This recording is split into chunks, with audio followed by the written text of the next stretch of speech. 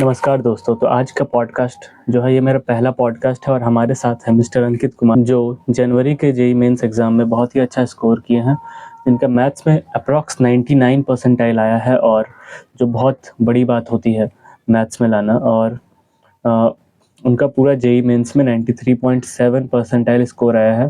तो चलिए हम उनसे कुछ बातचीत करते हैं और आपको इनसे कुछ सीखने को मिलेगा।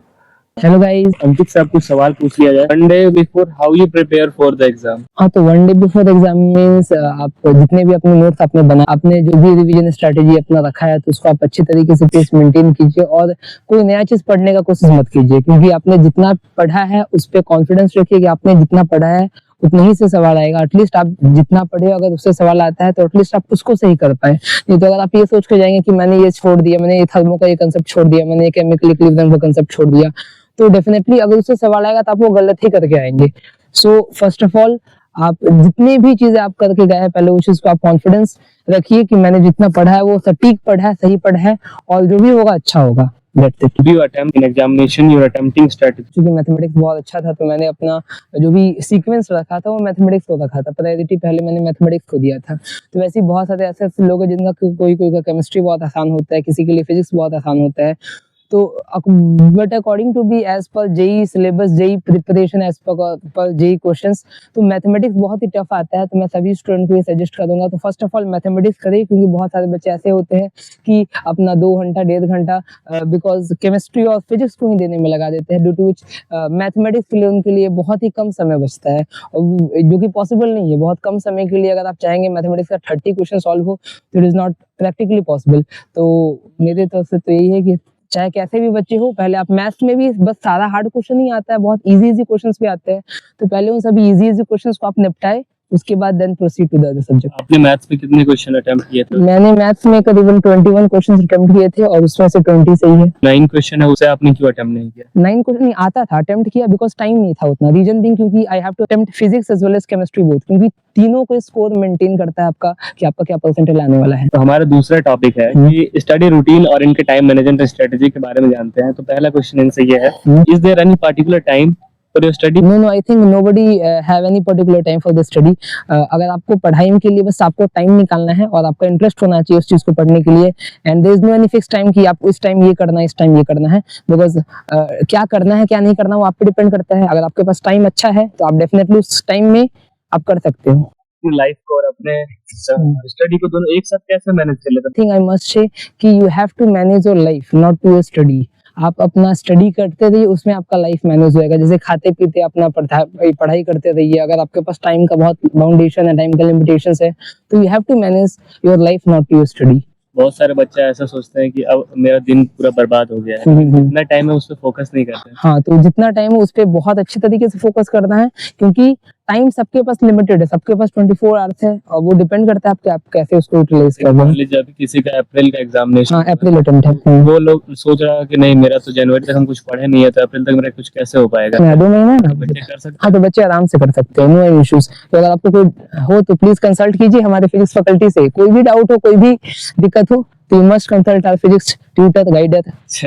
आप कितने साल से तैयारी कर रहे हैं? हम तो फिलहाल 2 इयर्स 2 साल का जो जर्नी था वो कैसा रहा? बहुत ज्यादा मजेदार, किस टाइप का? मजेदार तो नहीं बोलेंगे क्योंकि पढ़ाई वाला चीज कभी मजेदार होता नहीं है, क्योंकि लॉट्स ऑफ टाइम मतलब पढ़ाई में मजा नहीं आता। नहीं, मजा आता है, सब में मजा आता है, ऐसा नहीं है। क्योंकि इंटरेस्ट था तभी तो मैंने ये चीज किया, इंटरेस्ट नहीं था तो क्यों करते। तो वही चीज है, पढ़ाई में मजा आना लाजमी है। लेकिन हाँ, बहुत सारा ऐसा आता था, कभी अप्स आएंगे कभी डाउन्स आएंगे। बट एक चीज है जो हमेशा कांस्टेंट है कि सभी बच्चों को अपना स्टडी टेबल पे बैठना चाहिए और कहीं भागने की जरूरत नहीं है। अपना स्टडी टेबल पे बैठे और अपना बेस्ट दे वहां पे, क्योंकि अल्टीमेटली एग्जाम के रिजल्ट के दिन आपको कोई एक्सक्यूजेस वहाँ पे काम नहीं देगा। आपका खुद का मेहनत, आपका किया गया प्रैक्टिस, आपका किया गया एफर्ट्स ही वहाँ पे काम देगा। क्या आपको कहीं बोरियत फील होता था कि डेली सेम ही रूटीन है, मोनोटोनस? हाँ, तो बोर होना जायज है, बट एक चीज और बैक ऑफ द माइंड में चलता था कि नहीं, you have to do it, क्योंकि भाई एक दिन एक ऐसा आएगा, क्योंकि आपको 3 घंटा जो आप दोगे एग्जाम में, वो 3 घंटा बस आप नहीं दे रहे हो, आपके पेरेंट्स भी 3 घंटा आपके लिए वेट कर रहे हैं।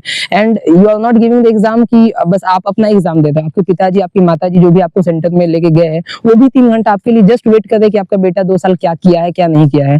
तो you have to do best, the very best that you can give क्या आप कुछ अपना पर्सनल स्टोरी शेयर करना चाहते हैं जो आपको बहुत ज़्यादा ऐसा लग रहा है कि शेयर करें? मतलब मैं बहुत बीमार पड़ा था एंड उस समय मेरा आई थिंक ऑपरेशन हुआ था, टंग का ऑपरेशन हुआ था and in that particular case मैंने 1 महीना तक, ठीक है, मैं कुछ बोल नहीं पाता था। I was not able to speak, even I was not able to eat anything. हम बस ब्रेड खाते थे, वो भी मम्मी खिलाती थी, दूध में उसको फुला करके वो मम्मी खिलाती थी।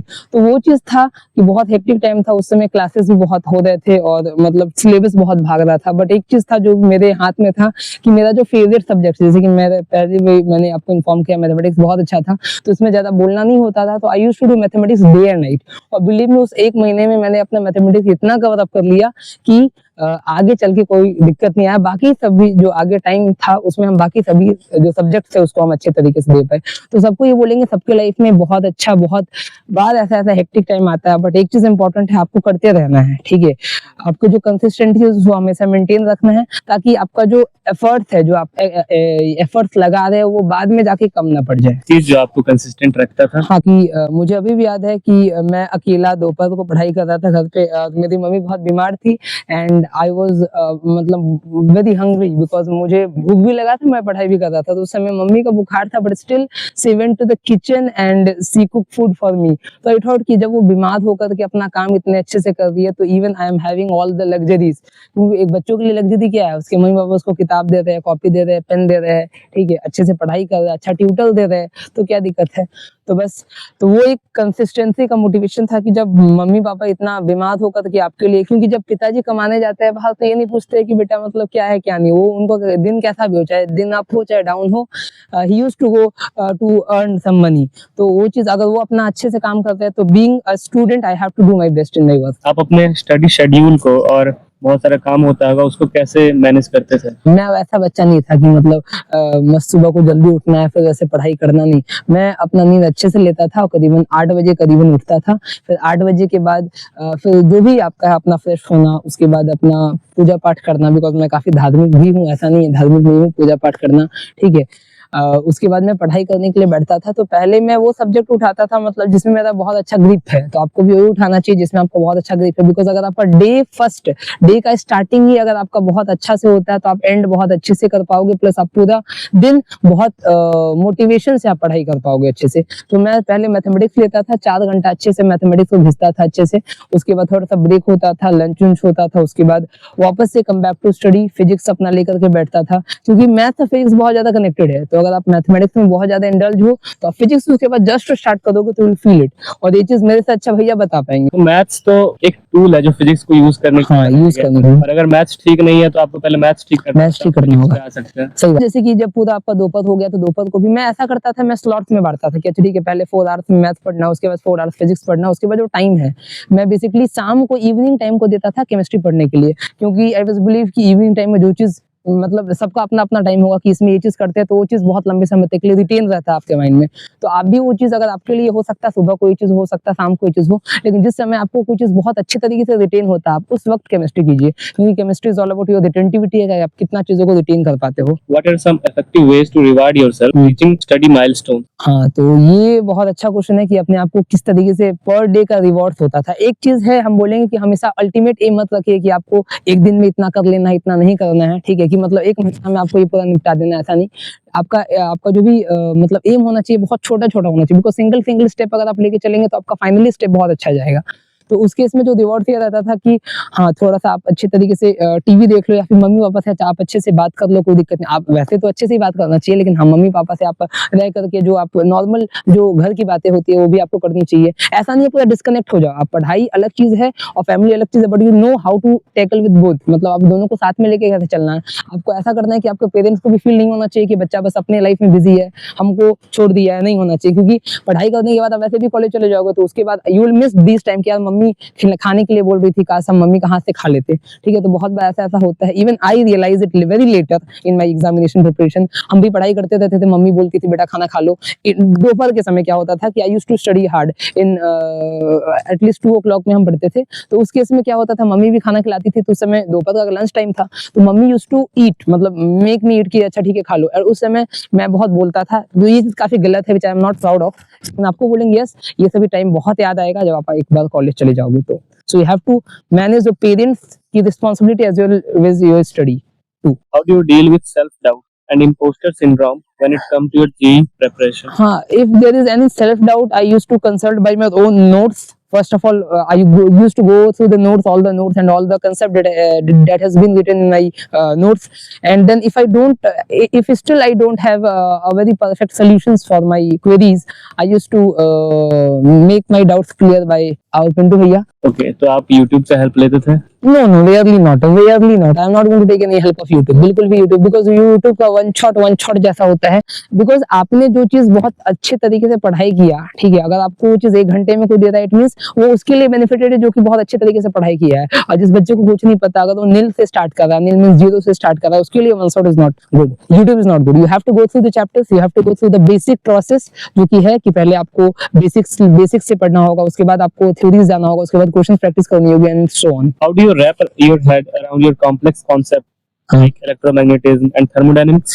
Electromagnetism and thermodynamics was like, if you have a very good core concept or clearance of electricity, conductivity, the first part of the physics, then you will feel that electromagnetism is simply EMI is simply the mixture of all these chapters.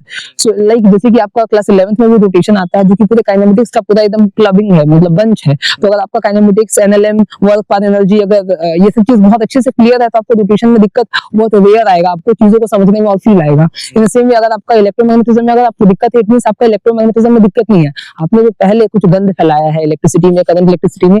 तो first of all you have to polish that concept. What's the secret to memorizing chemical reaction and equation without losing your mind? You have to write all the chemical equations in a single page so that you can see it regularly. ठीक है. How do you solve numerical problems quickly? चीज है थोड़ा सा important है इसमें, क्योंकि आप जब भी कोई मैथमेटिकल, अगर जो भी बच्चा मैथ्स बहुत अच्छा से पढ़ाई करता है, फिर बहुत उसका तगड़ा प्रैक्टिस है, तो उसने ये चीज देखा होगा कि उसके जब वो पहला स्टेप लिखता है, उसका सेकंड स्टेप ऑटोमेटिकली उसके माइंड में क्लिक करता है, हाँ इसके बाद ये लिखना है. ठीक है. और हर एक मैथ का क्वेश्चन का एक अपना प्रोसेस नहीं होता है, आपका तरीका होता है, आपका एनालिसिस होता है कि आप कैसे उसमें जा रहे हो. और जहां तक लगा कि कैसे आप फॉर्मूला रिवाइज करते हो, तो अगर आप न्यूमेरिकल्स बहुत सॉल्व करोगे, तो रैंडमली वो फॉर्मूला आपके हाथ में अपने आप चलने लगेगा, वो चीज देखते ही न्यूमेरिकल्स अपने आप आ जाएगा. तो इसमें कोई ज्यादा इशू नहीं है कि फॉर्मूला याद नहीं है. फॉर्मूला नहीं याद है तो आपका you have to go with the proof कि फॉर्मूला आया कहाँ से. क्योंकि अगर बहुत बार मेरे साथ खुद ऐसा हुआ था, एक बार मैंने जब एग्जाम में अपीयर किया था, तो मैं हाइपरबोला का क्वेश्चन भूल गया था, एसेंट्रिसिटी का. तो उस समय मैंने उसको बैठ के डिराइव किया, और डिराइव करने में मात्र 2-3 मिनट लगा.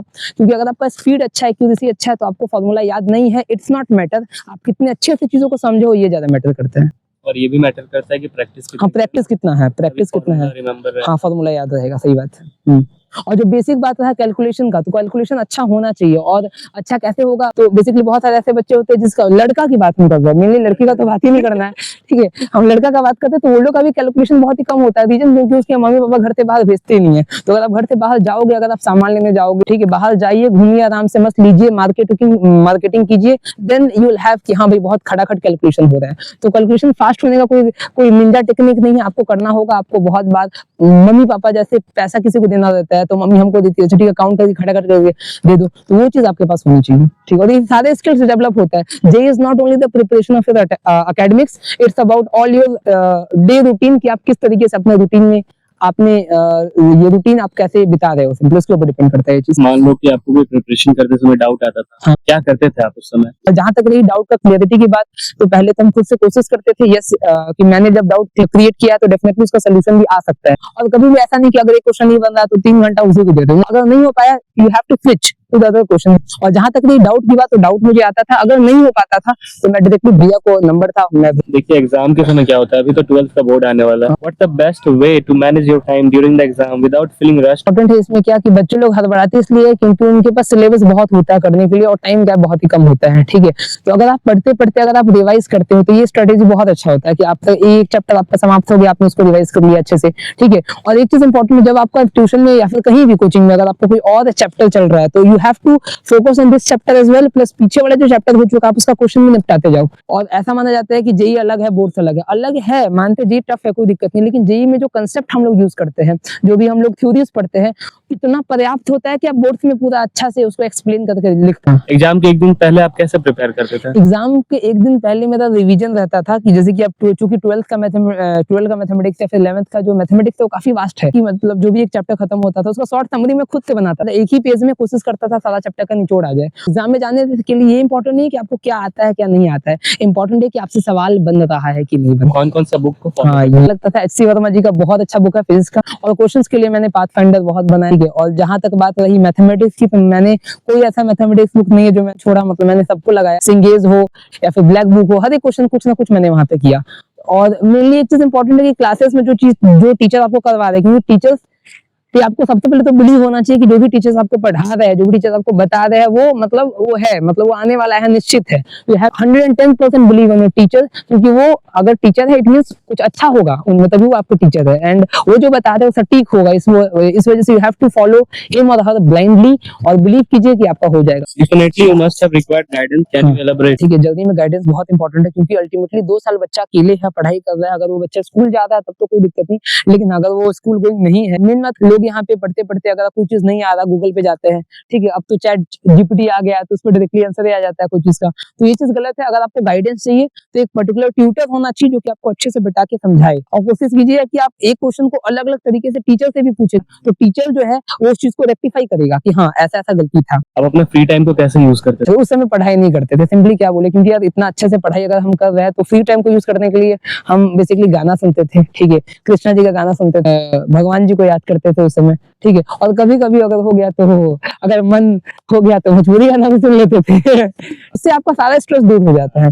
क्योंकि अल्टीमेटली आप कुछ भी करो, अगर आपका कुछ भी मत करो यार, प्लीज कुछ भी नहीं करना है, कुछ भी नहीं करना है, आपको बस ऐसा करना है, अपने आप को खुश रखना है, क्या सच है ना? सही। अल्टीमेटली वो अगर स्ट्रेस लेते हैं तो बिलीव मी उनका जो एफिशिएंसी है 40% 30% रह जाता है। तो सबसे पहले आप खुश रहे, क्योंकि खुश रहने के बाद पढ़ाई करोगे तो वो चीज अच्छे तरीके से एब्जॉर्ब होगा आपके दिमाग में। पेरेंट का रिएक्शन कैसा था जब आप अपने रिजल्ट बताए? सबसे पहली बात तो मैंने तो अपना खुद का रिजल्ट देखा नहीं, पता चला कि एनटीए ने 12 तारीख को बोला था, 11 तारीख को रिजल्ट आपका लॉन्च कर दिया। अब मेरे पास नेट था, अपने फ्रेंड को बोला तो वो उसने चेक करके बताया, और जब मैंने पेरेंट्स को बताया तो पापा ने बोला कितना परसेंटाइल आया, तो मैंने बोला 94% आया है। बोला है इतना ही आया अंकितवा?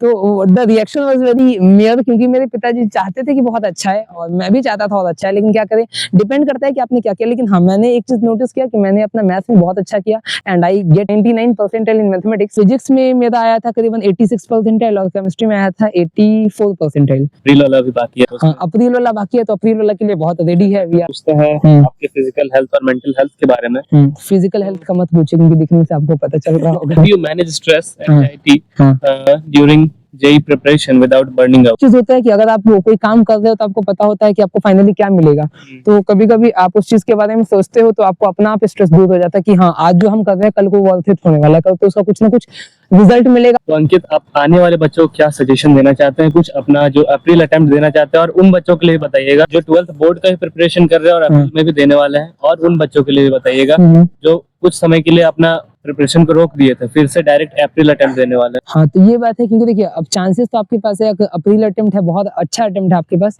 और ये चीज हम बोलेंगे कि आपका अगर मार्क्स खराब आया तो आप पहले ये एनालाइज करें, तो खराब आया है तो क्या आप में कंसेप्ट क्लैरिटी नहीं था, कि आप अच्छे से अपना मेहनत नहीं किए थे, या फिर आप अपने पढ़ाई को सही डायरेक्शन में नहीं किए थे। क्योंकि यार पढ़ने के लिए अपार चीज है आपके पास, बट एक कोई डायरेक्शन करने वाला होना चाहिए कि बेटा ये पढ़ो, ये आने वाला है, ठीक है। और उसके लिए हम बोलेंगे प्लीज बहुत अच्छे कंसल्ट है, बहुत अच्छी फिजिक्स के फैकल्टी है, कंसल्ट कीजिए। अगर आपको सही डायरेक्शन नहीं मिल रहा है कि हमको क्या करना है क्या नहीं करना है, तो उसके लिए कंसल्ट कीजिए, बहुत इफेक्टिव रहेगा। और अल्टीमेटली एक और चीज बोलेंगे कि जो बच्चे अभी बोर्ड्स में हैं उनके लिए हम बोलेंगे कि आप अपना जो भी हर एक कंसेप्ट, बहुत लोग ऐसे बोलते हैं कि मेरे से न्यूमेरिकल बन जाता है, थ्योरी होता ही नहीं है। ये कैसे बन जाएगा? आपने तब न्यूमेरिकल को समझा ही नहीं, बस फार्मूला रट लिए सिंपली, ठीक है। तो वो चीज नहीं, you have to first focus on the theory कि ये चीज ऐसा है तो ऐसा क्यों है, then you have go with the numerical. चलिए तो वाइंड अप करते हैं, ठीक है। ये प्रिपरेशन में आप अकेले नहीं है। Yes, Pintu bhai is with you. Pintu sir is with you. A very good faculty of physics teacher is with you. So please don't bother about it and stay focused, stay believed.